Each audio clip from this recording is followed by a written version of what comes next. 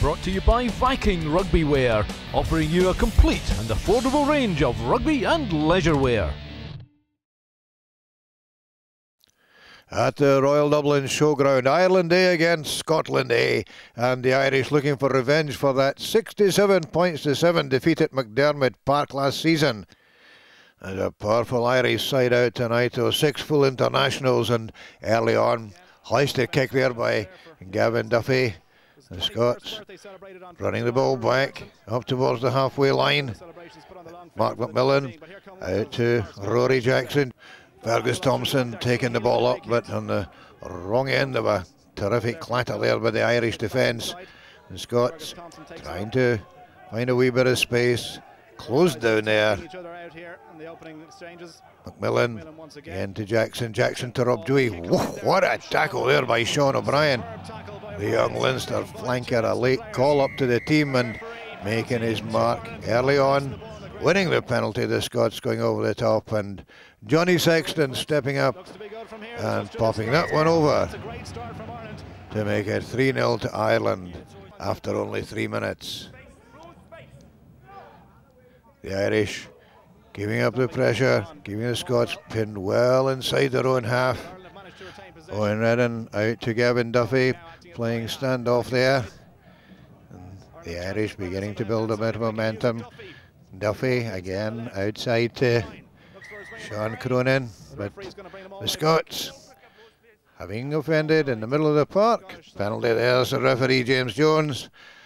Upstepped Johnny Sexton, no problem with that one again. 8 minutes gone, 6-0 to Ireland, and the Scots beginning to feel the pressure even at the early stages of the game.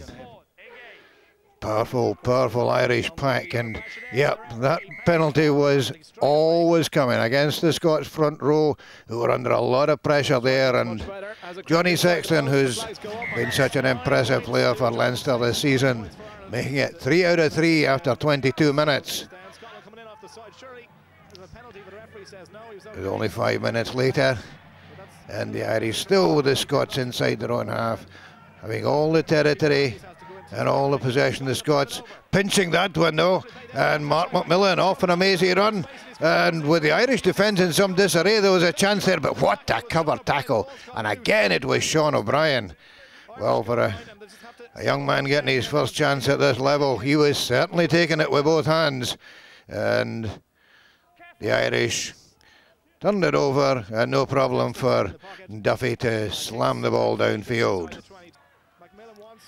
The Scots getting a wee bit more possession now, giving the ball a bit of air. Captain Ben Cairns taking the ball into the Irish half. The Scots losing control at the breakdown, snaffled by Ryan Caldwell, popped up to Sean O'Brien, and the flanker putting Johnny Sexton away for a try in the corner, and making the first half really the Johnny Sexton show.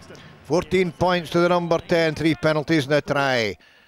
And right on half-time, the Scots finally getting a wee bit of momentum, taking the ball up towards the Irish 22. Mark McMillan wrestling for the ball there, out to Rory Jackson. Steve Jones picking that one off his toes, and although that Scottish move came to nothing, penalty had been awarded in midfield in front of the posts, and with 30 seconds to go to the break, Rory Jackson putting Scotland on the board to bring up a half-time scoreline of Ireland A 14, Scotland A 3.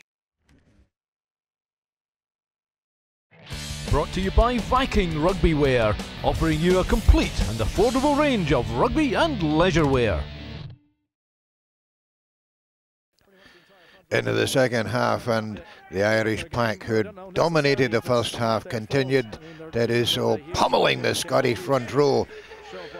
And after this scrum had been reset about 6 or 7 times, well, when it all went wrong again for the Scots, referee James Jones had no option but to award a penalty try, much to the disgust of number 8, Johnny Muldoon, who'd got the touchdown and wasn't going to get his name on the score sheet.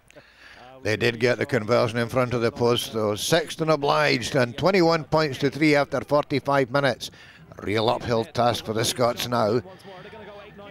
5 minutes later, again the Irish pack totally dominant. Muldoon picked up at the back, and well, not a defender in sight. Happy man. His name was on the score sheet after all. But when you look at that try, it was oh so easy. Alan McDonald having to stay down in the scrum, opening it up for Muldoon. Dear oh dear. No problem with the conversion. 28 points to 3. And really out of sight now for Scotland. Again, the Irish pack totally dominant in the set piece, and it was just a case of who would get the touchdown. Scrum half Ian Redding answered that one as he nipped round, found a gap in the fringes and over for try number 4. Johnny Sexton added the conversion, taking his personal tally to 20 points for the evening and the Irish total to 35. And it was into injury time when the Scots finally gave a glimpse of just what they could do, giving the ball plenty of air out to Andrew Turnbull in the wing. Rory Jackson playing scrum half. Gordon Ross. John Beattie. Good run there. Dan Turner. Turner out to Scott McLeod. Stevie Swindle in support there. Oh, one sidestep, then another. Scott Lawson swinging it wide. Out to Turner again. Ben Cairns, whoa, lovely dummy. And another one. Where has this been for the rest of the game? Because there was Sean Lamont on his elbow to get the try. Well, they saved that one to the very end. Small consolation for the Scots. But it just showed that with the ball in broken play and with a wee bit of momentum, just what they were capable of. That ball going out to Ben Cairns, couple of lovely dummies and sidesteps there. And finally a chance for Sean Lamont to power through the Irish defence. Rory Jackson, the last play of the game, potted over the conversion for a final score of 35 points to 10.